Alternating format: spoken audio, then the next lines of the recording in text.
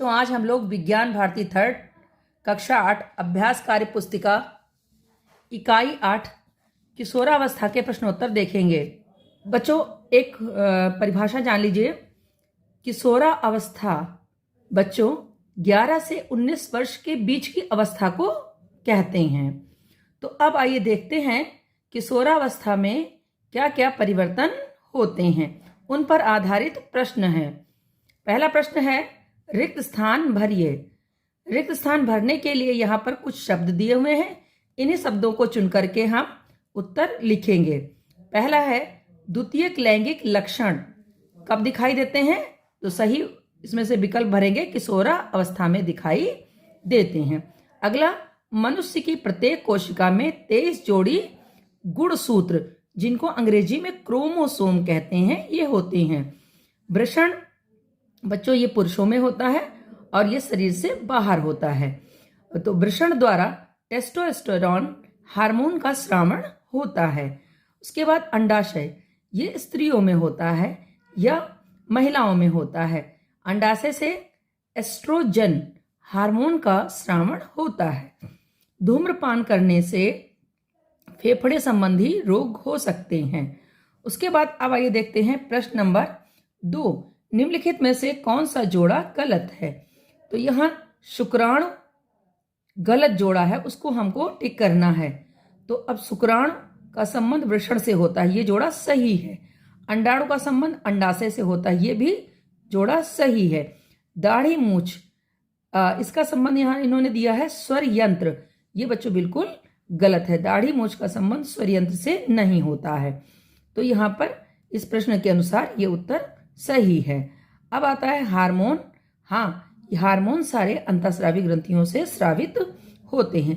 उसके बाद प्रश्न नंबर 3, स्तंभ आ तथा स्तंभ बा को सुमेलित कीजिए।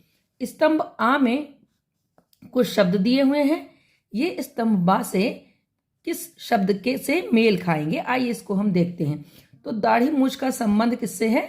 द्वितीयक लैंगिक लक्षण से है, तो इसको हम इस का को बा से जोड़ देंगे। उसके बाद इसी तरीके से अगला हार्मोन। हार्मोन का संबंध होता है अंतःस्रावी ग्रंथि से, तो आप हार्मोन को इससे दा वाले से जोड़ दीजिएगा। फिर युग्मनज, युग्मनज का संबंध होता है गर्भाशय से, यानी युग्मनज का निर्माण गर्भाशय में होता है, तो आप इसको इससे जोड़ दीजिएगा। फिर मिशन इंद्रधनुष, ये टीकाकरण कार्यक्रम है, तो मिशन इंद्रधनुष को सा से जोड़ देंगे। मिशन इंद्रधनुष में 7 बीमारियों के टीके लगाए जाते हैं। सर्व शिक्षा अभियान, इसका संबंध है मध्याह्न भोजन से। परिवार कल्याण कार्यक्रम, ये संबंधित है जनसंख्या नियंत्रण से। आइए देखते हैं प्रश्न नंबर 4, दिए गए चित्र में अंतःस्रावी ग्रंथियों के नाम उचित स्थान पर लिखिए।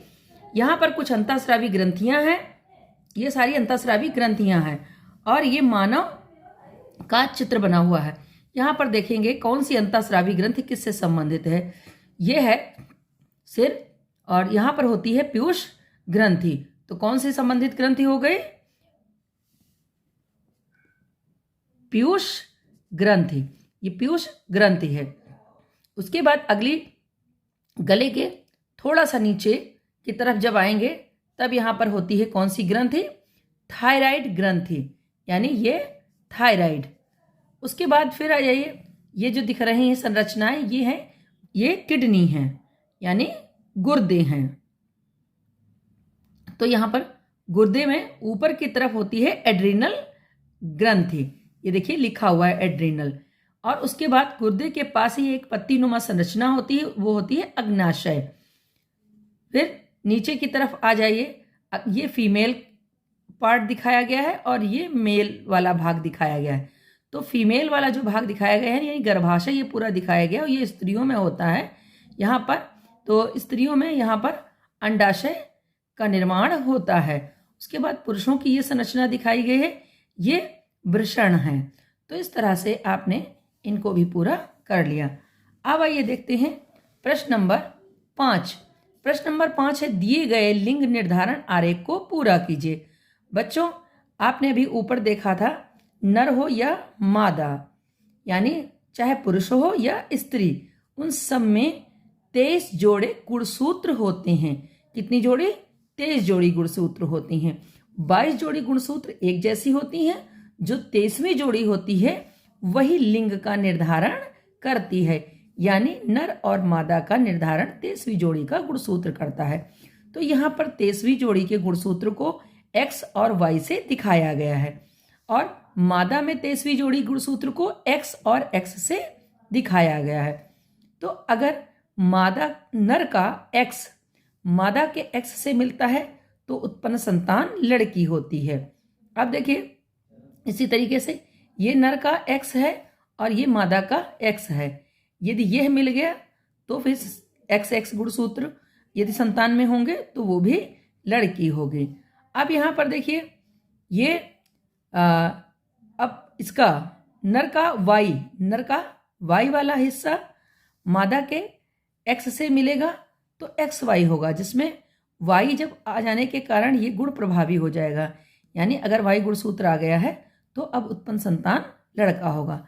इसी तरीके से इस Y का भी मिलान इस X से कर देंगे तो XY हो जाएगा, यानी ये भी संतान लड़का होगा। इस तरह से ये दो संतान लड़का होंगे और ये दो संतान लड़की होगी। प्रश्न नंबर 6, यहाँ पर किशोरावस्था के दौरान लड़कों एवं लड़कियों में होने वाले निम्नलिखित लैंगिक परिवर्तनों को दी गई सूची में श्रेणीबद्ध कीजिए। तो यहाँ पर कुछ दिए हुए हैं, जैसे सीना चौड़ा होना, कमर के नीचे का भाग चौड़ा होना, उच्च तारत्व वाला स्वर गहरा एवं भारी होना, दाढ़ी मूंछ निकलना, स्तनों का विकास होना। तो लड़कों में होने वाले परिवर्तन इन्हीं में से छांट कर लिखेंगे। तो जैसे लड़के में द्वितीयक लैंगिक लक्षण जो होंगे वो ये दिखाई देंगे, यानी 11 से 19 वर्ष की अवस्था में ये लक्षण दिखाई देंगे, जैसे सीना चौड़ा होना, स्वर गहरा एवं भारी होना और दाढ़ी मूंछ का निकलना। इसी तरीके से लड़कियों में होने वाले परिवर्तन, कमर के नीचे का भाग चौड़ा होना, उच्च तारत्व वाला स्वर, स्तनों का विकास। अब आते हैं हम लोग प्रश्न नंबर 7 पर। निम्नलिखित प्रश्नों के एक शब्द में उत्तर दीजिए। वृषण से स्रावित होने वाला हार्मोन टेस्टोस्टेरोन है। किशोरों के गले में स्वर यंत्र का उभार कंठमणि कहलाता है। अंडाशय से स्रावित होने वाला हार्मोन एस्ट्रोजन है। बच्चों के टीकाकरण को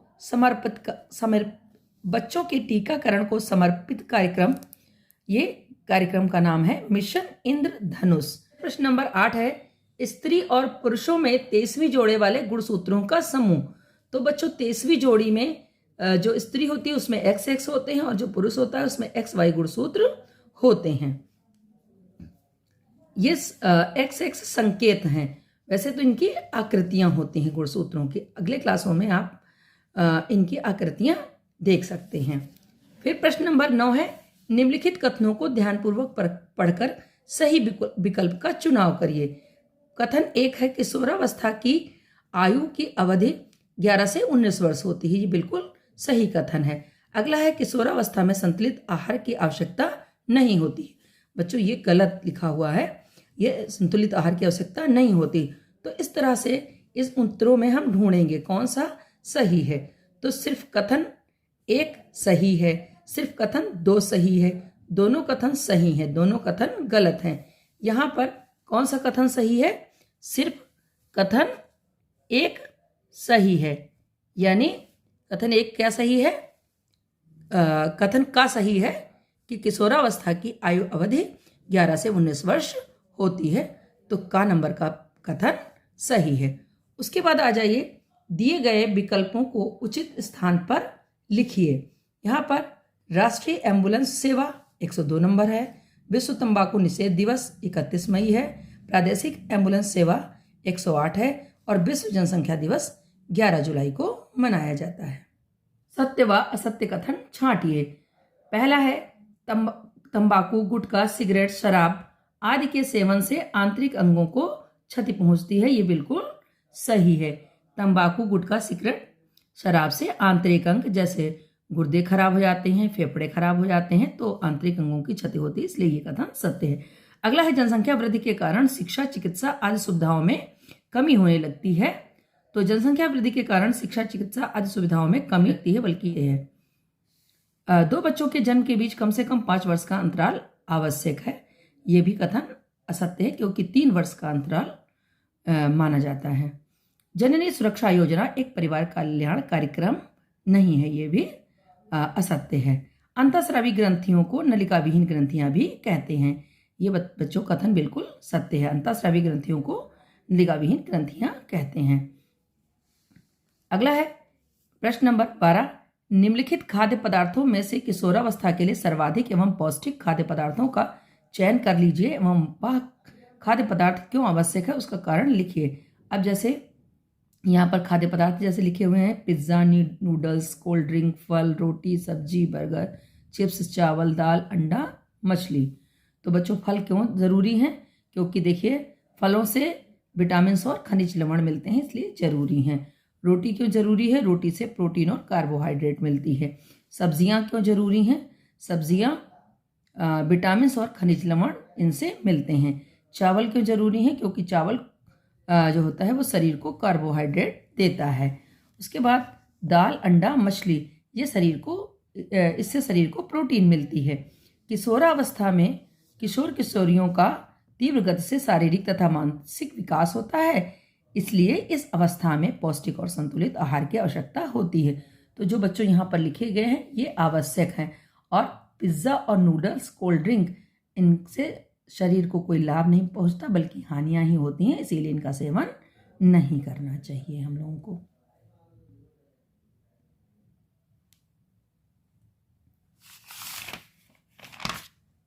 इस तरह से ये पाठ आपका